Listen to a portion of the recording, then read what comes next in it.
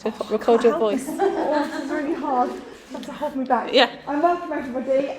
We are here today to talk to you about our therapeutic thinking approach.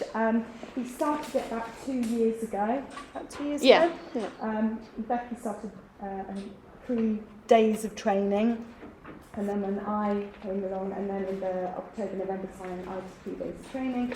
We've disseminated to staff the approach, and we feel ready to share that approach with you. So what is therapeutic thinking? It's an approach to behaviour that prioritises the pro-social feelings of everyone within the dynamic. So that means positive behaviour management. We use a positive approach, and we're thinking of everyone within that dynamic. So that can be the behaviour of the child. It can be the other children involved, it will be the staff, and that's not just teachers, that's TAs, that's staff in the office, so we're all involved in this approach. And it's the language and the body language as well. So we talk about how we speak to children, but also how our body portrays what we actually mean. So we all know that when we have our hand on our hips, or we do kind of portray that. It's that body language that we have with the children. So we have an amazing staff here who are highly qualified and trained in lots of SEN. So obviously we have done the therapeutic thinking training. That has been disseminated to staff, so every member of staff has now had the therapeutic thinking training. We've shared that approach with them, and again, when I say everyone, I mean everyone that comes into contact with the children here at school. And beyond that, the staff are trained. We have lots and lots of staff meetings and time together where we are trained in autism. You can see here maths, anxiety, sensory work, speech and language therapy, signing, amongst many others.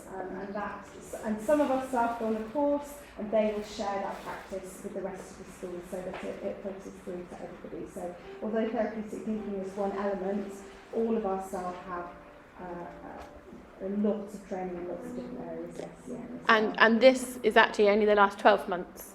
So our staff a lot of them have been here for 20 years. That you can imagine how much training they've had, and just try and keep it up to date as we go along. So we're thinking about the positives. So like Pam Leo said, you can't teach children to behave better by making them feel worse. When children feel better, they behave better. So it's very much that we know that if a child is in that frame of mind when they're cross or they're angry or if they're upset, we've got to give them some space. We've got to make them feel safe, give them some time, and then we can go in and we can reflect on what has happened. Because we know, as adults as well, when it happens to us, when we're feeling kind of overwhelmed with everything, the last thing we want is someone coming in asking questions, because that usually sets us off, or cry, or it makes it worse. It's the same with the children, but they obviously cannot regulate their emotions as well as we can anyway. So it's about giving them some time, and this is what therapeutic thinking is about in school. It's that everyone's got that consistency throughout the school, that everyone's doing the same. They're letting them have that space and that time so that we can reflect. And then, once they're calm and regulated, we can talk about what's happened. And we're just going to show you what we do. So we use positive language. We're praising the individual, so saying their name and praising them. We're focusing on what they can do and not what they can't do, and what they shouldn't be doing. So we're trying really hard to obviously say, well, don't run. We're going to say we're walking. Be quiet. We say, oh, thank you so much, so-and-so, for sitting down quietly. You're ready. So we're really trying. Of course, not all the time that happens. It doesn't happen all the time. But we're really trying. It's our focus that we're all trying to do that. It's looking for the positive all the time. Yeah. So this is the iceberg model. So we're thinking about the behaviour that we see is obviously the top of the iceberg. That is what we see. And the feelings and the needs of the children, what we don't see, is underneath. So what our job is to try and find out what those feelings and needs are of those children. Usually you can probably see it in their face or how they've reacted, but then it's trying to see why they've done that in the first place and trying to predict that so that we can support the child so they don't feel like they have to have that outburst, or they know where they can go and what they can do if they do become overwhelmed. And it is that analogy of Yeah. just the tip of the iceberg. Sometimes what you see, and probably you see it at home sometimes as well, you think, where's that come from? Maybe a really big reaction to something very small. Well, that is the tip of the iceberg, isn't it? There may be other things that have happened beforehand at school, at a club, that have triggered that moment that you're then dealing with, and that can be the same in school as well. Yeah. And so as teams, in our working teams, we just try and dig down a little bit deeper to try and find out what is going on. So we have weekly meetings with our teams, but daily we're talking about, what happened there? What do you think's happened? And it's just that predicting again, trying to predict and prevent anything from happening, but just trying to work out how is that child feeling, positives and pro-social and the anti-social feelings, and trying to put that in support in for them. And we use each other as well. Children don't move year groups and then suddenly it's all new to the staff. We're always having those conversations between us as well, going back and forth. Did this happen in your class? How did you deal with this? So we use each other. We're looking for those strategies, and we try and keep that consistency. So that leads us on to our different behaviours that we can see. So we have conscious and subconscious behaviour. Conscious behaviour is that children are obviously conscious of what they're doing. They're unwilling to change what they're going to do, or change how they're dealing with those emotions. Whereas what we often see is that subconscious behaviour. So a reaction to something. Maybe a child is hit out and hits another child, but actually they weren't thinking, I'm really cross, I'm going to hit that child. They're in that fight or flight mode, they're heading out the door because they're really angry and someone else has been caught in the crossfire. So it's about knowing the difference, for us in particular, knowing the difference between what's a conscious behaviour and what's a subconscious behaviour. And again, just dealing with those moments. And that's, again, for us, is about unpicking that behaviour. Okay, a child has been hit, and obviously we will go on to talk about consequences as well, but what's preceded that, what's happened for that to have taken place, and that's about unpicking that behaviour. And trying to support the child that obviously that has been hit, but also the child that might have hit someone, actually teaching them, working with them to understand that actually we shouldn't do this. But actually, it's just supporting them throughout that kind of process. Yeah, it's like we teach English and maths. Children we have very young children here, so that teaches them about behaviour as well. So a reaction that happens once may need to sit down with that child. We talk it through. We talk to them about what's happened, why it's happened, and what they would do next time. And a bit like maths and English, sometimes you don't get it right. It has to happen a few times before, and those conversations have to happen a few times before things start to change. But that is a learning process. And we know through being at school that actually just because they've done it once doesn't mean they're going to do it always. It is kind of, sometimes they can't do it because something else has popped up. They're feeling hungry, they're tired, we've had storms. There's different things going on every day for these children. One thing I think that actually subconscious behaviours, a lot of the time, we see, like you see at home, when they're tired, they just come in from school, they're tired, they're hungry, they've worked really hard all day, subconscious, kind of letting themselves go. It's just the way they are, their comfort at home. So that's why, And again, sometimes, what we see at school and what you see at home are different, and we completely understand that. Like Becky said, it is about their comfort zone, isn't it? They come home to you and they let it all out. So, that's okay. We totally understand that. Don't feel like, they're not like that at school. Well, yes, that's fine. We understand that, and we can work with you to maybe have some solutions and some ideas to those issues sometimes that you have at home, but you know, it's good that you are their safe space. I can come home and do that with you. So this picture, I'm not sure if anyone's seen it before. It's a kind of one that we use quite a lot now. So we're thinking about, do we treat everyone the same? So a big word was always equality. It's really important. Equality is really important. And so we're giving everyone the same to succeed. But if you look at the equality, if you give everyone the same to succeed, there's someone that isn't going to succeed. Okay, so we're now thinking of equity. So we're adapting, we're supporting the individual needs of those people. So you see the person on the right, who's obviously got 2 boxes, because they needed that. Okay, not everyone's the same. And actually the children here are really understanding. We do a lot of work about actually someone might need a chew. Is that okay? Yeah, we talk about that. Every child needs something different, and someone might need support by an adult, some people don't. Some people have fiddle toys, some people don't. And we talk about why they need that. And they are really good at here, I think. They are really good, yeah. At understanding actually everyone's got individual needs. And this is a slide we talked to the children about in November.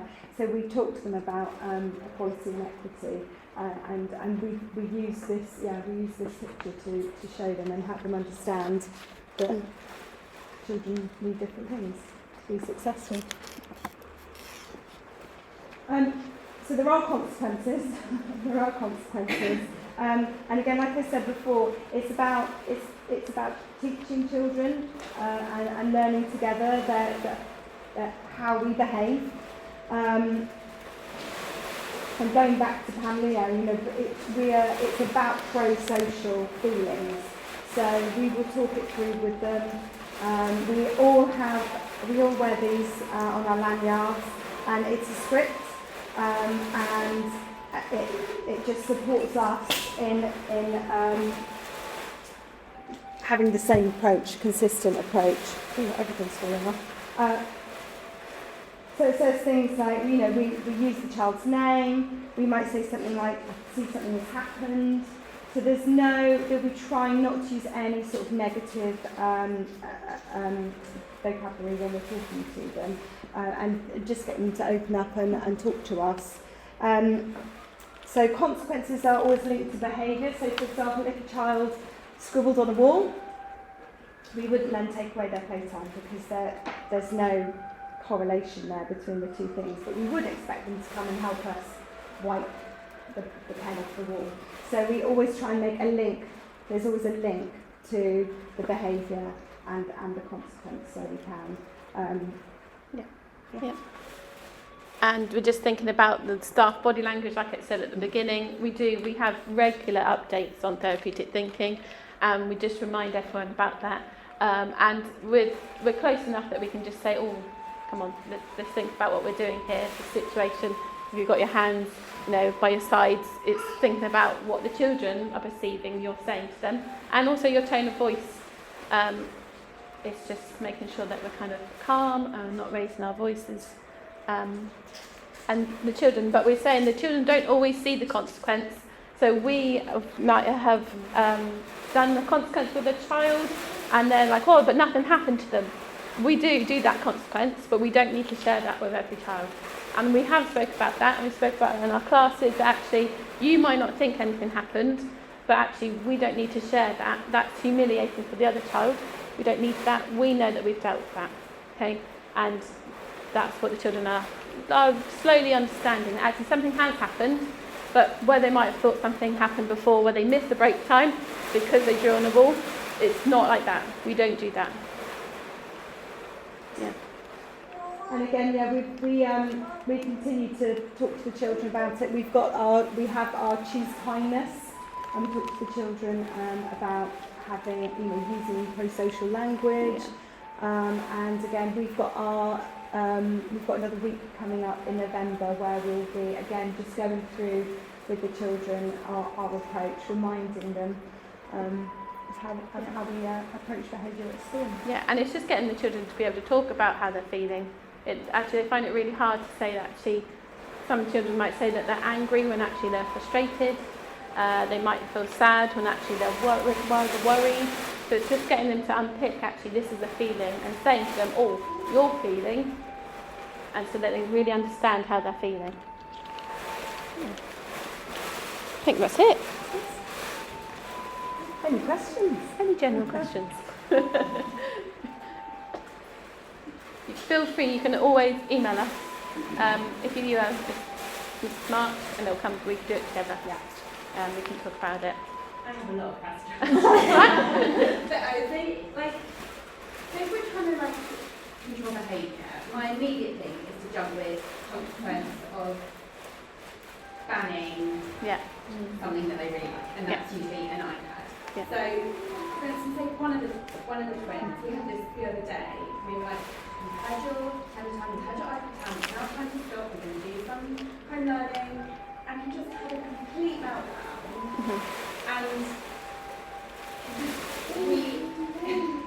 And then I was like, I'm gonna, so if we'll calm back this, I just kind of really calm, but it was just going off on one. I was like, I'm gonna have to say no iPad tomorrow if we carry on like this. And he just got more and more upset. And then it just escalated, and I just didn't. And he was then picking himself from stuff. Like, it was completely out of character, and I'm sure it was completely subconscious what he was doing, because he just couldn't regulate. Yeah. But I don't know how to do that. Like, that makes us shouty. Yeah. We've all been there. Yeah. We really have. And then it's just, we can't tell you what to do, but it's just like leaving it, isn't it? Okay, I'm not doing that home learning now, because it's not. It's just getting them more distressed, coming back to it at a different point. Because I think sometimes you feel like you're in a battle with them and you have to win, but sometimes you just have to go, okay, this is only going to go.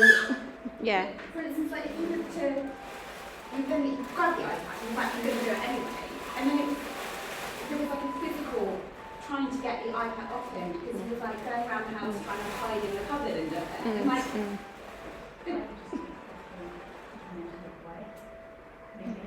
Or maybe switch it around and do the work first. Work first and then the iPad. And then the iPad. Yeah. Turn the Wi-Fi off. It's right. It's hard, isn't it? Yeah. Hide the charger next time. We haven't actually introduced someone in the room. So this is Isla. So Isla actually trained us in therapeutic thinking. So she trains all the schools in the area, and there's quite a lot of schools, isn't there? Yeah, there's over 90 schools. So over 19. In Dorset now who are taking up this approach. So when we have questions, we're like, Isla, what did you say? But yeah, so I think our middle schools have. Middle schools using the same approach. Yeah, so we're just kind of going through. So everyone, as you go through the school system, hopefully you'll go through schools that are now therapeutically trained, and I think everyone in Dorset, is that right, Dorchester is? Majority. There's a gap. Yeah. I think the importance of the timing of those conversations is something probably just worth unpacking, because we do that in school, don't we? Just an incident happens, it doesn't mean that we necessarily have a conversation there and then. No. Yeah. And that would link well with the iPad there. Yeah. It's about, and it is about. Yeah, I think you touched on it, didn't you? That those conversations don't happen immediately. Everyone goes away and has a breather, and it might not be till the next day. Sometimes it depends in the day when it's happened, whether we have that sense that that child is ready for that conversation. Yeah, so, and that I think that's unpicking about how you both felt. So talking to them about how they felt when they were throwing something, and how you felt when you were trying to get that iPad back off them. Yeah. Because in that moment, everyone's just angry, aren't they? Yeah. But actually, like you're saying, unpacking it afterwards, when you're all a bit calmer. Can I ask a question while you're on that? Yeah. So in that situation, I do time out. So go, right, you hit my limit, I can't take any more. Go sit on the stairs. So we do like 5 minutes on the stairs. Is that still, that's what I was taught lots of years ago, but is that still considered you know, a reasonable request sort of thing. Well, from a therapeutic thinking perspective, so much of it is in the delivery. So it's the time out. If that's a positive outcome for everyone, and that's how it's presented as a positive, then that can be really helpful. It's like I need to just go and have a cup of tea, and we can have a chat about this later, rather than right, that's it, time out as a punishment. So time out where actually I just want you to sit there and feel bad, because that's what we're thinking. But if that's how it's presented, as the time out is a punishment, and when you've learnt to behave, you can come back, then that doesn't fit so well under the therapeutic thinking. But so much is in the delivery. It's just like, actually, yeah, that's okay. Take a bit of time out. I'll take a bit of time out. You can take a bit of time. Because as you were both saying, you mentioned the fight, flight, freeze.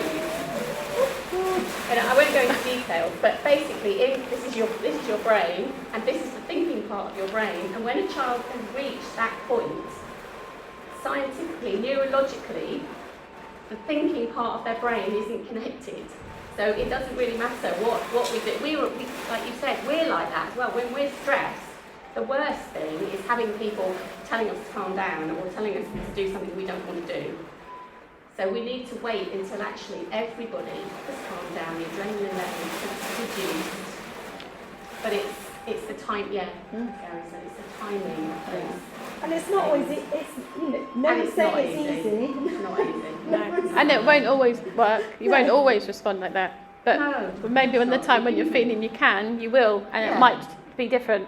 And you'll be like, oh, but it won't always be like that, because we know, because we're the heightened already, aren't we?